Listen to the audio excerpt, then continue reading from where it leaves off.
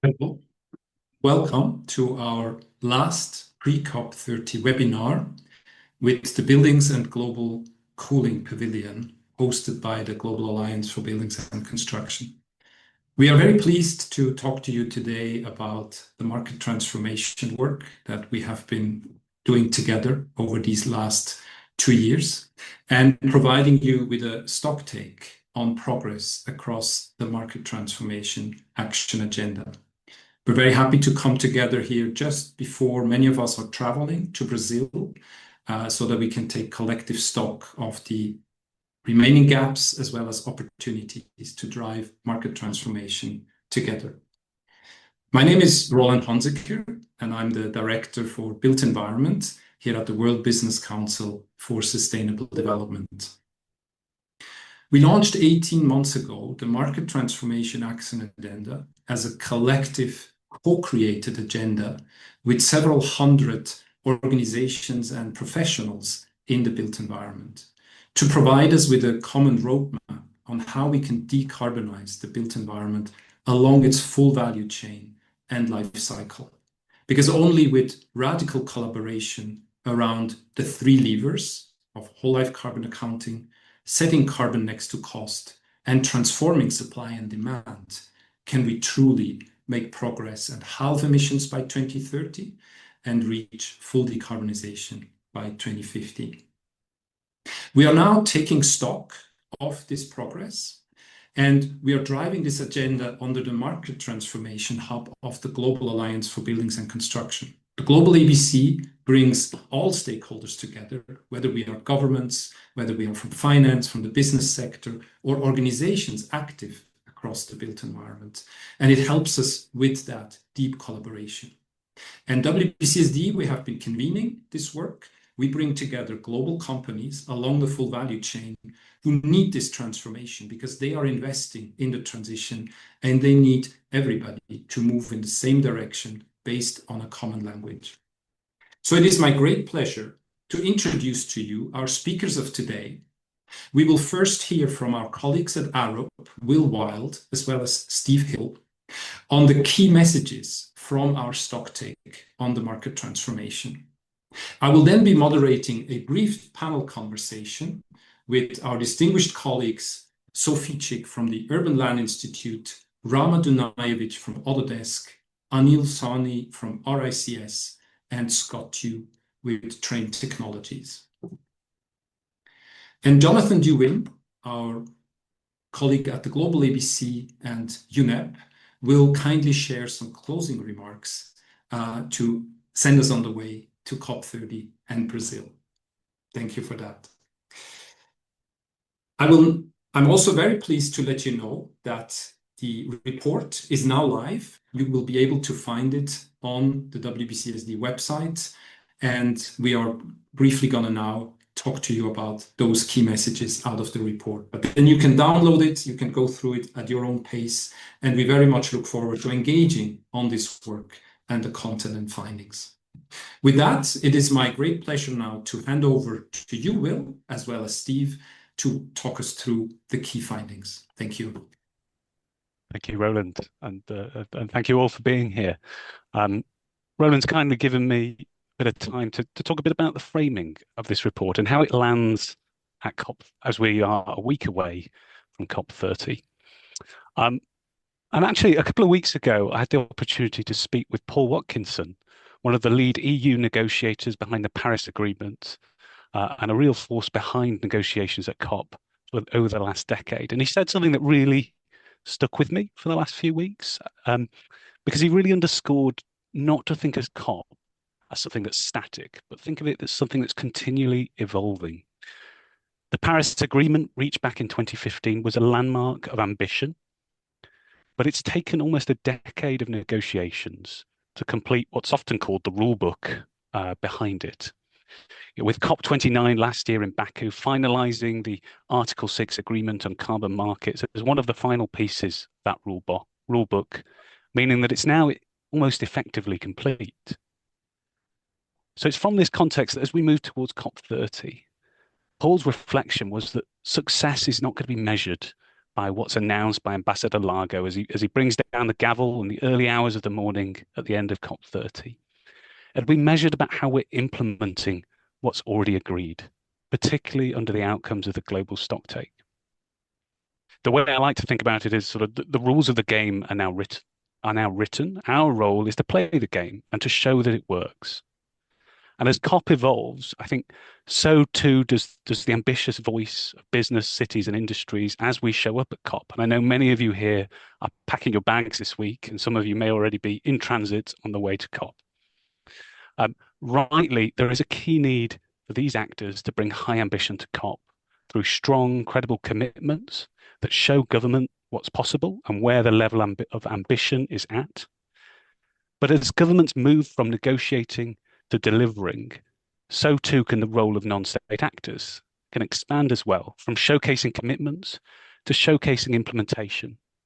So one of the questions that I've sat with this year is how do we bring that demonstration of implementation around this sector to COP in a way that builds confidence with governments? And that's where I think this report plays a vital role, not the complete picture, but certainly a key part of it. By taking stock on the interventions under the market transformation agenda, it gives us a snapshot of how and where business and industry are knuckling down to tackle some of the most critical barriers for transformation. And in doing so, to me, I feel it sends an injection of confidence to governments as they prepare to meet at COP30, a clear show of support behind the policies and regulations needed to transform this sector at scale. Stephen. Okay, thank you, Will. Yes, I'm Stephen Hill. I'm Arup's Net Zero Carbon Skills Lead in London. I'm been for a few years now, part of Arup's partnership with the World Business Council for Sustainable Development. You've just heard from Will, who was our lead author for this new publication, along with other colleagues in Arup and, of course, at WBCSD. We've been looking at and undertaking a stocktake of the Market Transformation Action Agenda, which, as Will was just explaining, is really, really timely at the moment as we go into COP. So the full report is published. There's a lot more detail in it than I will be able to cover in the next sort of 8 or so minutes. Roland had a link to that on the previous slide that will be circulated afterwards, so please do dive in and have a read. Starting from the beginning, what is the Market Transformation Action Agenda? In its own words, it's a co-created transformative action agenda guiding the path towards halving emissions by 2030 and reaching net zero by 2050. It was launched in 2023 and it was endorsed at the Buildings and Climate Global Forum in 2024. So roughly 2 years in, it's a good time to take stock of progress and to plot the path forward for the Market Transformation Action Agenda in order to make sure that it achieves its maximum impact. Originally, it was endorsed by over 80 leading organisations, and it continues to be a space for innovation, for collaboration, and particularly importantly for coordination between international organisations. It's structured around 3 levers: aligning behind whole life carbon, integrating carbon cost and price, and transforming supply and demand. And there sit a total of 11 individual intervention points that sit underneath that. The fundamental purpose of the Market Transformation Action Agenda is summed up in the concept of the ambition loop. And we dig into this in a little bit more detail in the report.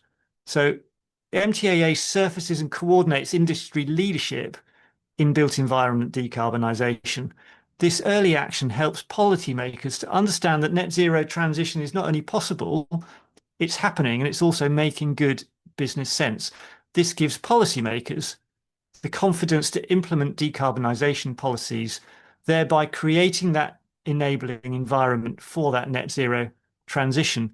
That in turn then drives wider adoption across industry. And again, with that wider adoption, MTAA has a role in helping disseminate best practice and drive international consistency. So it's that interaction between business and policy that ultimately drives us faster towards that net zero goal. The stocktake process that we're presenting the outcomes from today, we kicked off in a workshop at London Climate Action Week back in the summer. We followed it up with a series of one-to-one interviews with some leading stakeholders. We supplemented that with some of our own research into the leading global initiatives under the agenda.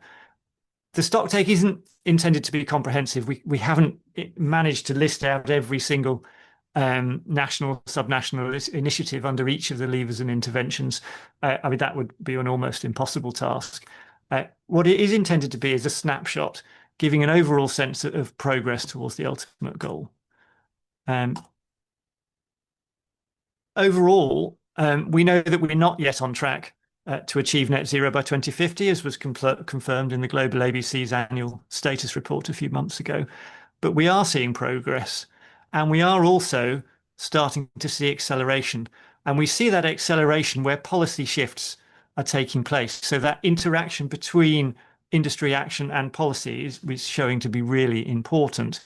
And we're also seeing that the impact is spreading. We're seeing important signs of progress also in developing economies, and that broadening out of the agenda is really, really important and very encouraging. So I'm going to give a little summary of activities under each lever.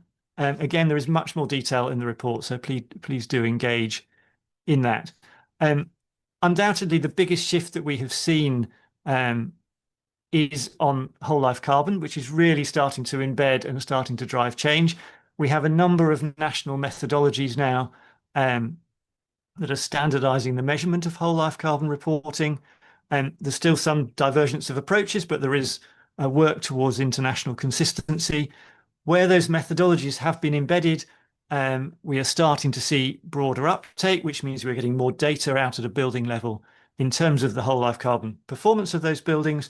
That means that we are starting to understand and benchmark performance and starting to understand what good looks like.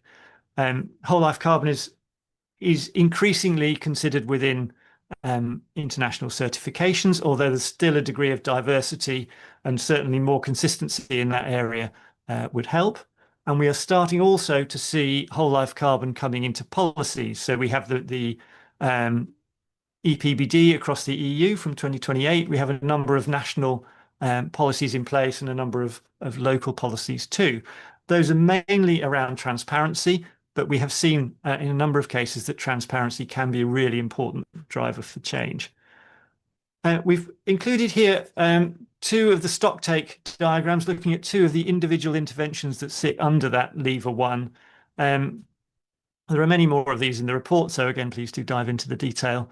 The heat maps show the scale of activities under each intervention. The dot at each node shows the number of initiatives at that node. If you look on the left-hand side at lever 4, intervention 4, sorry, data shows a lot of activity ranging right from the local to the global level. And you can see that if you look kind of going up from bottom right to top left, you see there are some supportive actions, some foundational actions, but the actions go right through to embedding. And once you've got embedded actions at a national level, that really means you're seeing a substantial drive for change. So that is a really encouraging picture. If you look at intervention 5, again, we see actions from the national up to the global level. But we see that those actions are really concentrated in the foundational level. With some catalytic action, but we're not really seeing the scale of embedded action that would mean we're driving rapid and widespread change. So there's under the area of standards alignment, there is definitely progress still to be made and an opportunity to drive this further forward.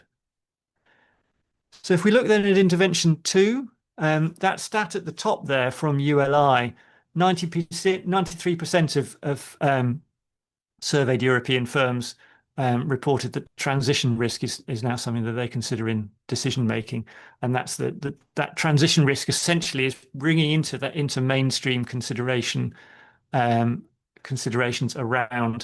decarbonisation of assets and carbon stranding risk, and that normalisation of transition risk is really important because it means that increasingly we are seeing carbon performance of assets and decarbonisation brought into that mainstream. It's not just something that is thought about by leading players as a means of differentiation. It's a risk that applies across the market, and that's really important. In order for that to work, we need the tools. So CREM as an operational carbon stranding tool has been around for a while. The ULI's Preserve tool is the latest launch in this space, looking at transition risk assessment.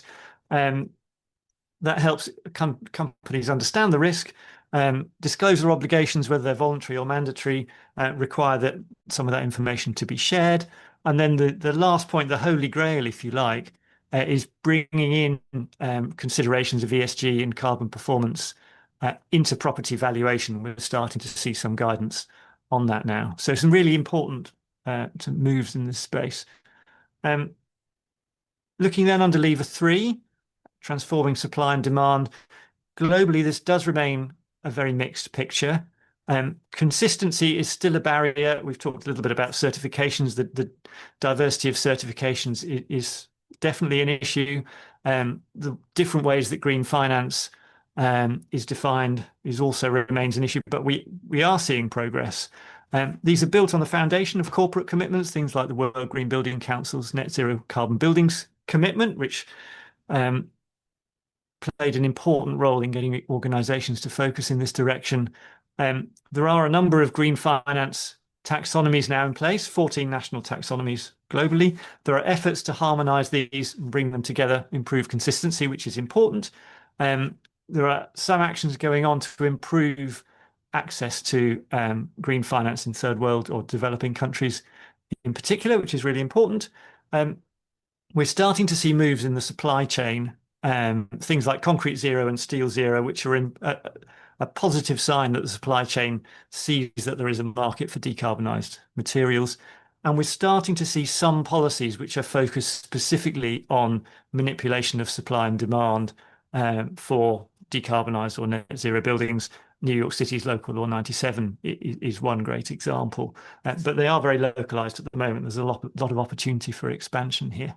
So that hopefully gives you just a sense of the progress that we're seeing under each of the individual interventions. The other aspect of the report is looking at the relationship between the Market Transformation Action Agenda and the Buildings Breakthrough. And if you think about these two things as being at the opposite ends of the ambition loop, so the Market Transformation Action Agenda is very much about coordinating and driving industry action. The Buildings Breakthrough is very much about policy. It was supported by 29 countries, and it's very much about creating consistency in policy that drives us towards decarbonisation and also towards resilience. It's too much detail to represent here. We've done a detailed comparison between the two, and overall you see that these two things sit very comfortably together. We've identified one or two small gaps that we will be looking to address as we go forward.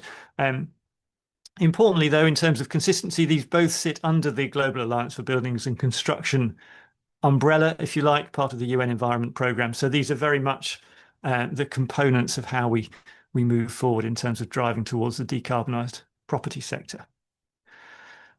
So in terms of recommendations for where we take the Market Transformation Action Agenda next, we have recommendations around improving awareness. Visibility of the MTAA across the broader commercial market is really important. We think there's work to do there, and particularly that's true in emerging markets, making sure that emerging markets are fully represented and aware of the MTAA. And we also need a framework to monitor progress as we go forward. So this is the first attempt to measure progress in some extent against the MTAA. We need a framework to allow us to do that on an ongoing basis. There are a number of areas we picked up where we think the MTAA could focus more going forward. Access to data in developing countries, also access to affordable finance, enhanced focus on capacity and skills, which is actually something that's stronger in the Buildings Breakthrough, and we think MTAA could focus more on that. Also making sure that the residential sector is fully represented. There's a little bit of a commercial bias at the moment that we're keen to find a way to correct. So we do think there's an opportunity for a review and an update of the MTAA.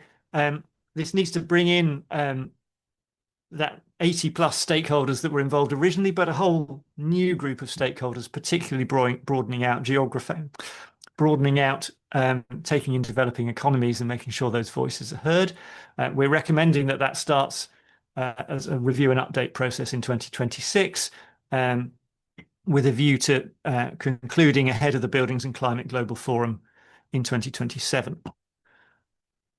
So to kind of bring this all back together, if we're going to get to net zero by 2050, and never mind halving emissions by 2030, MTA is really the key to this. It brings industry together, it coordinates industry, and it helps us reinforce that ambition loop, supporting ambitious policy. And really, there's no time to lose. We need to keep going. We need to keep pushing forward. Okay, thank you. Thank you very much, Steve and Will. And thank you very much to Arup for your support on doing this stock take on the market transformation. This is a very rich report, and we could only just scratch the surface. So we do invite you and encourage you to really take a good read. We've tried to give it a go at all initiatives that we are aware of that deliver two parts of the market transformation. And it is really only together that we can drive it. No single organization can really manage such a transition on its own. As a WBCSD, we help coordinate, we help align, we help bring together different actors, but it needs all of us in this. So with that, I would like to tee up a very short, because it will be very short, panel discussion ahead of COP. And as Will outlined before, we are at a critical moment. COP30 wants to focus on the delivery of the commitments that have been made and also see that deep collaboration. So I'd like to now call up my esteemed colleagues, Sophie, Rama, Anil, and Scott, if you would switch on your video as well. And I don't see you yet. We need to expand my view. There we go. Now I can see you all. Yeah, that's great. So I just wanted to briefly introduce you, and then I'll take down the slide so we can all see each other as well.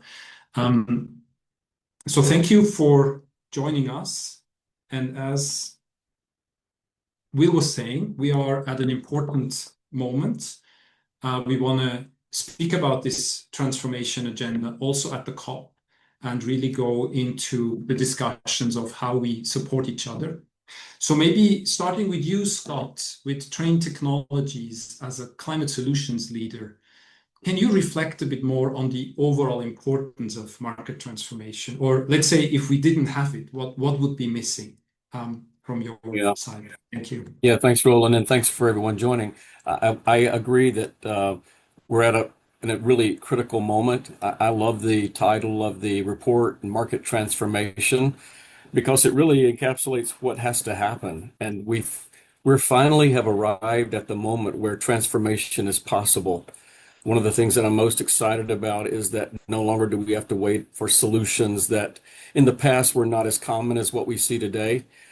And the report points out not just what's needed for the transformation to occur, but also what's possible, and does a good job, I think, of balancing the two. I mean, for instance, Roland, 75% of the existing buildings today will still be with us in 2050. And if we think about that, we have to do something now to make sure that they're operating better in the future than they're operating today. And we don't have to wait for that anymore. So what we're most excited about is this power of transformation. We focused a lot on the supply and demand lever of the market transformation area, and including making sure that we are bringing to market innovative products that help decarbonize the built environment. They exist today from data overlays. We can't have a meeting today and not go 5 minutes without saying AI, but certainly there's some power in data. The data will actually give us the proof to achieve the financing that's needed. It also gives us what's needed to manage the buildings better, to ensure their performance. We have those technologies today. We also have the other innovations needed, things like heat pumps to electrify buildings.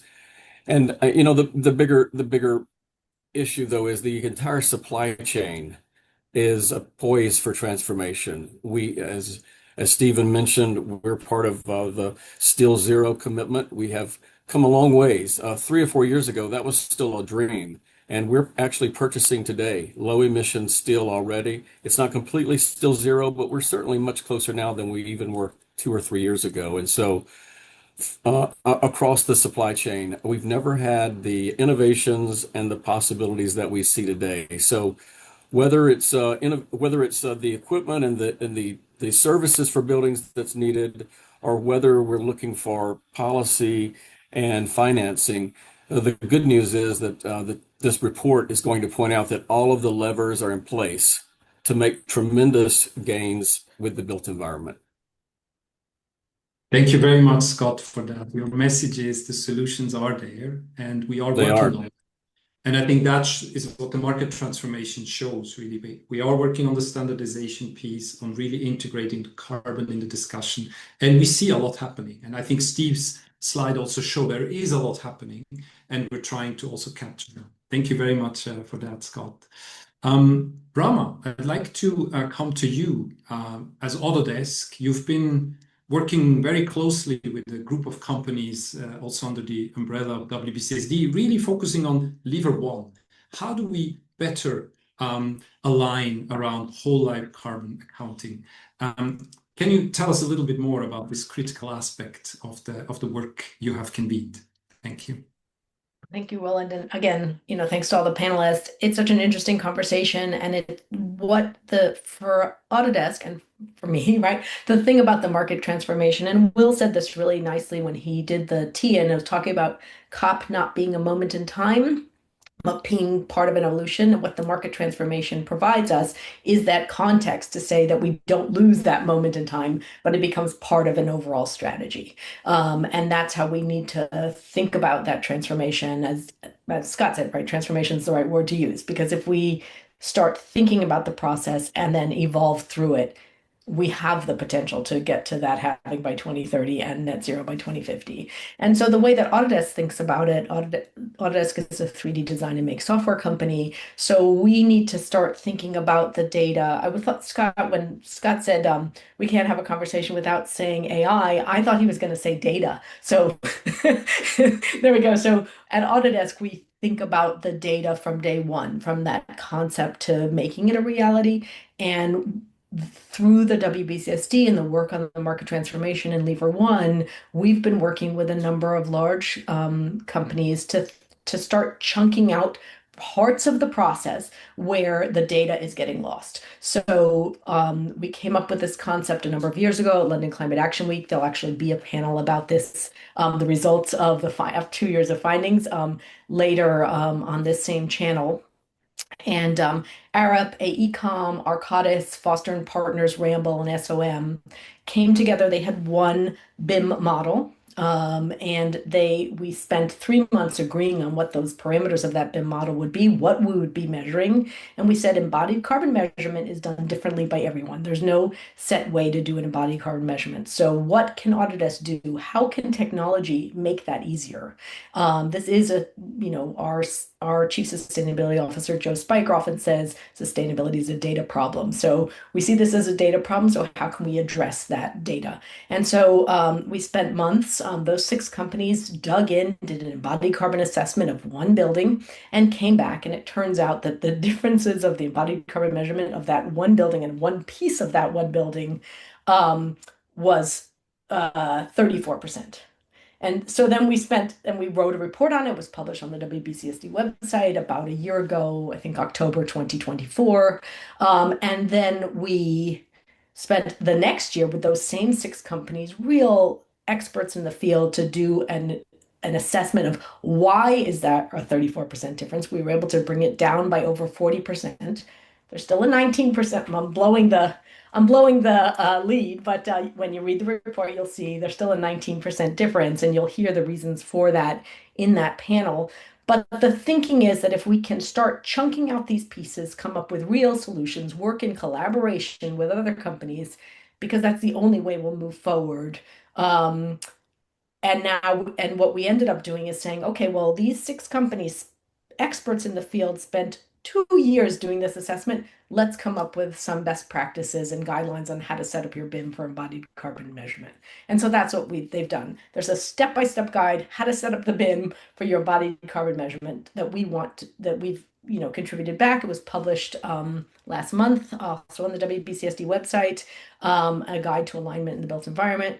And our hope is that through this kind of work, through this kind of collaboration, because again, collaboration should be the first option, not the last resort. Like first collaboration and then figure out how to come up with solutions for the built environment. So that's what we've done through this BIM collaboration under the umbrella of the WBCSD, and helping to push forward market transformation by carving that out. And we're just launching now the next phase of the embodied carbon transformation, because again, as Roland, you set it up, it's whole life carbon, not embodied carbon. So, but we need to take pieces that we can actually attack and try to solve and come up with guidelines and move us closer to alignment with one language. And that's what the market transformation allows.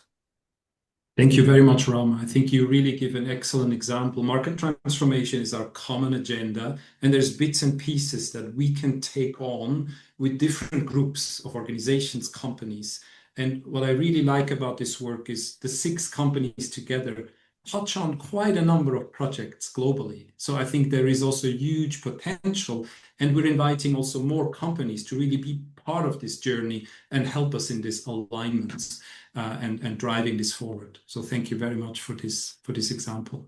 I will just add, and thanks to the companies, because the WBCSD provides that opportunity for competitors to say, this is not about competition, this is about solving for decarbonization of the built environment, which accounts for 42% of, greenhouse gas emissions. So this is about companies coming together and thinking about that, having a decarbonization thought first, and displacing competition as the competitive advantage. Yeah, thank you. Thank you for that. Anil, I'd like to turn to you now. Royal Institution of Chartered Surveyors. You were one of the early supporters and strong supporters of market transformation. What does it mean to you, and what perspective do you have on the MTAA, but also the linkage, as we've shown with Steve before, with the buildings breakthrough, how the two can reinforce each other? Thank you, Roland. Thank you, WBCSD and Global ABC, for putting this webinar together. Roland, the best thing to do to a panel is to bring the world's best speakers before them. So I was taking notes and seeing where I can pitch in. So I will talk about slide 7, and that took half of my thunder. Then Stephen brought up slide 14, which Rama also within the panelists commented, love this slide. So if you see that slide, it talks about market transformation on one side, policy transformation on one side, and a line connecting the two. So I was thinking to myself, how can I add to this? We can simply add to this by putting another circle on top of that bridge or the line. That's where our professional practice, our members, our actual practitioners, individual. Obviously, it's about companies, it's about governments, it's about communities, but that at the end of the day, we have professional members also. So RICS members would sit in that little circle connecting the two. We implement projects. Our members go out, do decarbonization, reduce carbon, and work on projects. They work for private sector entities, they work for public sector entities and governments, and that's really the bridge that connects the two transformations also. So that is the very reason why, Roland, early on, we pitched in, and one of my former colleagues, who's also on the call today, basically convinced RICS and our members that this is an area that we should really support, collaborate, and move things forward. Earlier, about an hour ago, I was invited to speak to a group of investors in the data center world. And Scott, what better platform to bring data, AI, and decarbonization together? So I was given a 10-minute slot to pitch the importance of embodied carbon and why should data centers, especially these AI and training data centers, which use so many GPUs, should worry about that. I think that's where the policy and the market transformation really come together, and where we can showcase how decarbonization efforts are not a one team activity. It's a collective, it's a collaborative initiative where we need to bring what Rama talked about, these chunks of excellence where companies come together, show what's missing. In fact, There's still a lot of gap. We should all appreciate data is not still relevant. I saw Stephen really connect what's already out there from personal experience. We have members practicing in Africa who are still searching for EPDs for common materials that you would find in a typical building. So I think the requirement is huge. The effort needed is quite large, but it can come together if we don't have these kinds of initiatives. So we are fully supportive of level 1 interventions 3 and 4. I think our whole life carbon assessment professional standard second edition provides that discussion platform where that chunking can take place and everyone can talk the same language, bring it to implementation, publish best practice, and move the needle forward. So what we also early on, with your help, Roland, and your colleagues, appreciated that for level 1 interventions 3 and 4, you really need a market instrument or a vehicle. So jointly with you and the International Code Council, we are planning to launch a global coalition that will talk in terms of, it's called CLEAR. It's the Coalition for Life Cycle Emissions Alignment and Reporting, in which what Rama has done with 6 companies can be expanded, especially to the global south, and we can bring those best practices, alignments, and harmonization together. We all have to agree that there is no single standard that can serve all countries, all regions. So best thing we can do is mapping and bridging, which is what really is fundamentally what Will and Stephen highlighted in the report that was produced. So congratulations to Arup and WBCSD for giving us another excellent resource which we can use to convince internal and external stakeholders. So thanks for the opportunity, Roland. Well, thank you, Anil, and really thank you also to RICS for the work we do together. And as you say, we work on this globally, but also in the different regions, and really making sure also in the next phase that we really address the challenges across those different regions. Sophie, last but not least, we like to spare the best for last. ULI Europe, through the Sea Change program, you actually inspired much of the market transformation because you took that system intervention approach to real estate through the Sea Change program. And currently you're focusing, among other things, of course, on transition risk. So I'd like to just briefly hear from you also on this importance of the market transformation and the work you do that was mentioned already before. Please go ahead. Yeah. Great, thank you, Roland, and thank you, Stephen, for mentioning the Preserve tool earlier. I think we've had some really great examples from my fellow panelists today, and I wanted to share one that we're working on as well that sort of feeds into this bigger picture market transformation agenda. So, as you mentioned, we have a program within ULI called Sea Change, focusing on the decarbonisation of real estate in Europe. And since that began 4 years ago, we've been focusing on transition risk, and in particular, how transition risk isn't currently being measured in the value of real estate. So we worked with a number of our members and the wider real estate industry. And 2 years ago, we launched a transition risk assessment guidelines, which sort of outlined a standard approach to calculating climate transition risk in property valuations. And I say a standard approach because similar to what we heard earlier, lots of different people were doing this in different ways already. We heard the statistic earlier. People are looking at transition risk, but there wasn't a standard approach, and there were still a lot of companies who weren't taking into account transition risk in the value of real estate. So we launched these guidelines, but actually we wanted to take it a step further and make it as easy as possible for people to put these guidelines and this transition risk into their financial models. So this is where Preserve comes in. So this is a spreadsheet-based tool designed to link directly with your discounted cash flow models. And it really is to assess that financial impact of the net zero transition on real estate investment models. And the key here is that it's for the investment and the asset managers to use.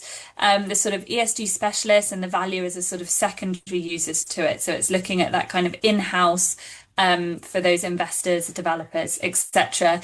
And we really want to shift the mindset that decarbonisation is just a cost.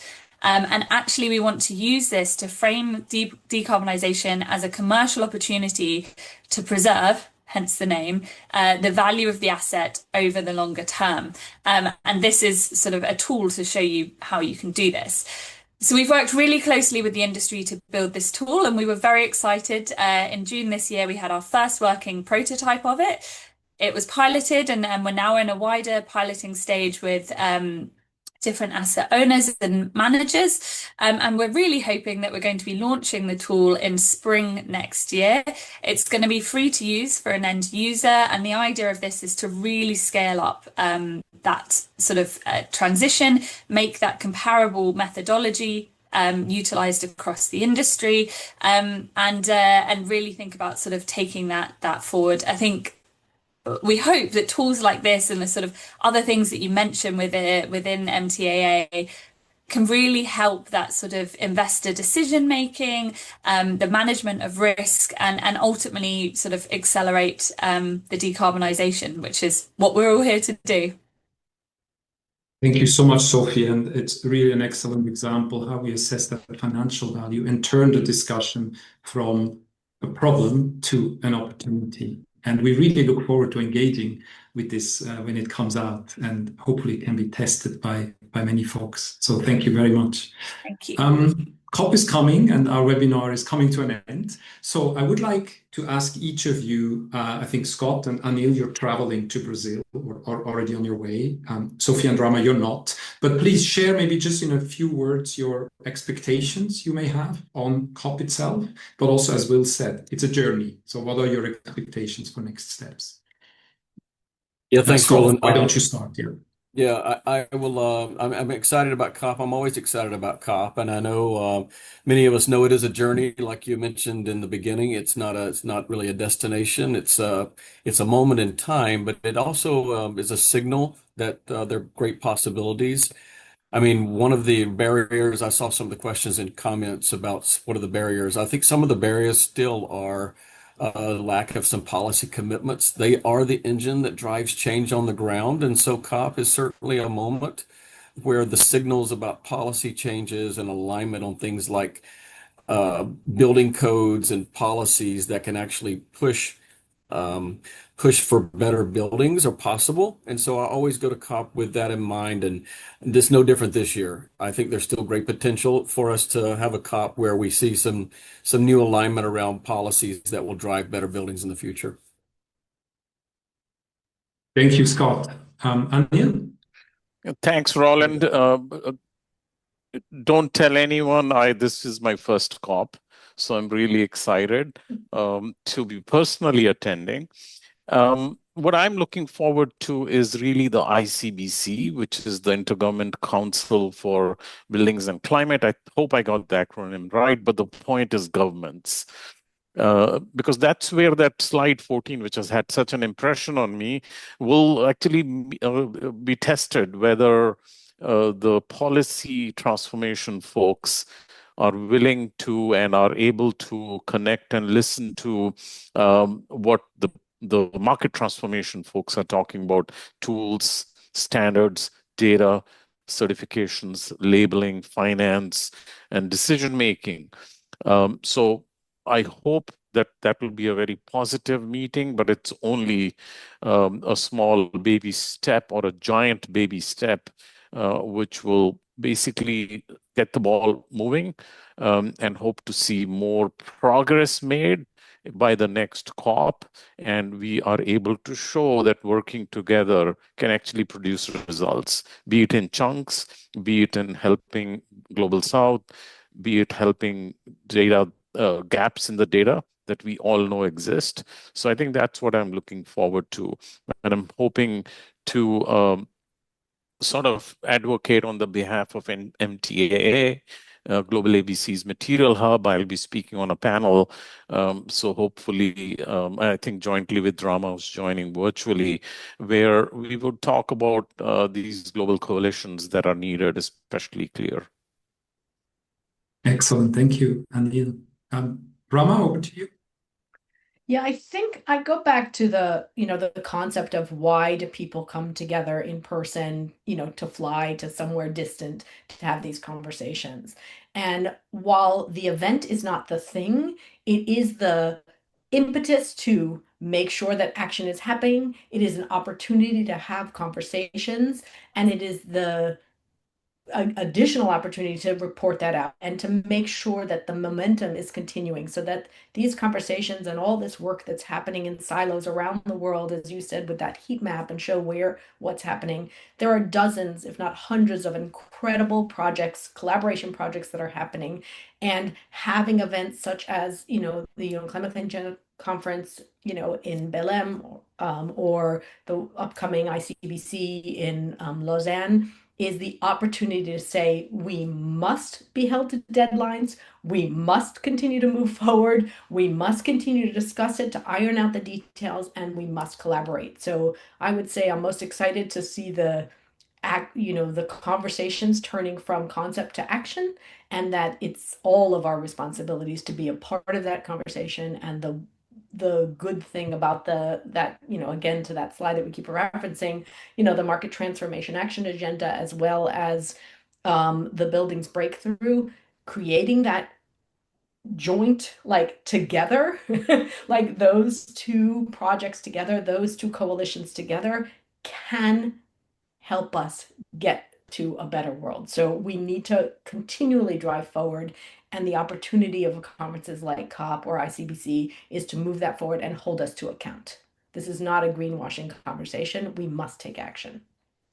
So no, thank you, Rama. And rarely has a slide had such an impact as that slide 14. Thank you for that ambition loop framing, Steve and Will, in that. Sophie, your thoughts also for COP30? Yeah, I mean, I agree with my fellow panelists, and actually, I think sort of building on what Rama was just saying, I really like the time of year of COP because it actually just brings the topic of climate and sustainability to a much wider audience than we see in the rest of the year. And I like the fact that we see the headlines in the mainstream papers, and it takes it outside of our kind of silos where we're all very really passionate about this and we all feel really strongly. But we need to get outside of this bubble of only talking amongst ourselves and the people who already care, and take it more mainstream. And particularly, at the moment, I feel like that is really important. So this time of year is great. Let's make sure that we get some things that can make it onto that sort of mainstream news, and keep pushing that message that it is so important. Thank you. Well, thank you, Sophie, also for your support and for those words. I would like to thank everyone who's also on this webinar and generally has engaged on market transformation. Many of us remember those initial workshops where we went through those barriers and how we overcome them. I think we have today a clear action agenda and opportunities to collaborate with each other, and it really takes us all. There was a question in the chat about some events during COP. And Rama mentioned an event that will happen in the Buildings Pavilion. So you can find the full program on the Global ABC website when it comes to all the engagements that happen during COP30. Some of them will be live streamed, maybe not all of them. Also, WBCSD, we will host an event in the Buildings Pavilion, mainly around transforming supply and demand, where we have started work on really working with corporate occupiers in the commercial market, how they can reset their expectations to decarbonize buildings, and very much working on this issue of transition risk and the investment gap that we need to overcome. So with that, it is my great pleasure now to thank Jonathan for joining us from UNEP and the Global ABC Secretariat. You have kindly agreed to share a few closing remarks for us as we move forward to COP30. So, Jonathan, over to you. Yeah, thank you, Roland, and I'm happy to join. And I'm sorry I was not able to follow the whole webinar, unfortunately. But what I want to say is that I'm glad to see the report that you have produced that shows that there is a very strong engagement from the business community, and that there is a strong belief, I would say, in the need to continue decarbonizing buildings, and even a continuity in terms of investments, even in this current period, which is quite uncertain on many fronts. So I think that's encouraging, I would say, for all of us. Of course, when we look at different markets, I mean, the European market is very special, I would say, because of all the policies and the leadership from the governments, and there actually it speaks quite a bit to what you've been. I was listening, especially the last 20 minutes, and hearing the colleagues and talking about the importance of like linking, the private sector with the side of government, and how the two sort of really work together.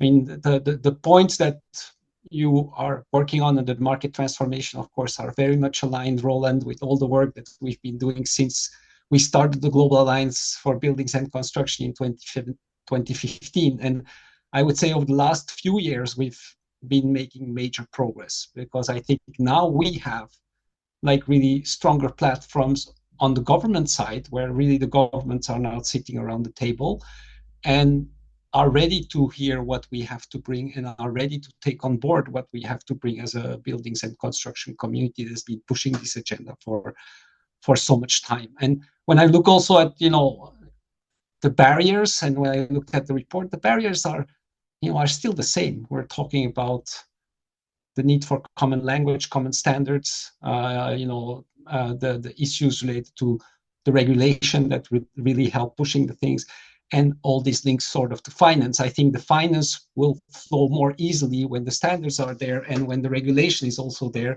knowing that the private sector is already there with some of the solutions and really ready to take things forward. What I also like is, looking at, when we talk about cities, we often see cities are sort of leading champions in many ways, because we have many cities that are sort of, doing a number of actions that are more ambitious than what their own governments sometimes are doing. And I do think that, we can say the same from the private sector perspective, that actually on the private sector side, there are also a number of big champions really pushing the agenda. And I think this is what we need to sort of, bring to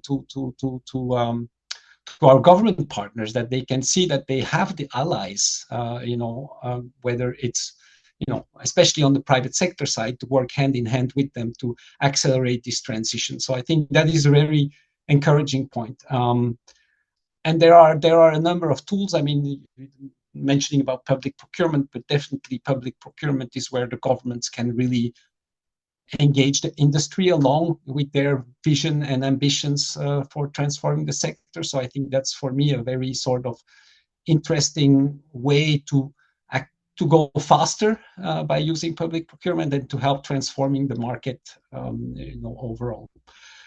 And then, the market transformation action agenda was really sort of tailored to be aligned with the buildings breakthrough. And so it really shows that, the market levers and everything that we are pushing is very, very much aligned with, our group of front runner countries under the buildings breakthrough. And there we are, advancing and bringing a number of recommendations from the community directly, or tools also directly to the policymakers, also taking on board, I would say, the most progressive policies that already a number of countries have been putting forward. I think it's also about how do we help the countries that are maybe not have been able to move as fast as, let's say, Europe, for example, to actually learn from the countries that have moved ahead faster, so that they can adopt those policies quicker.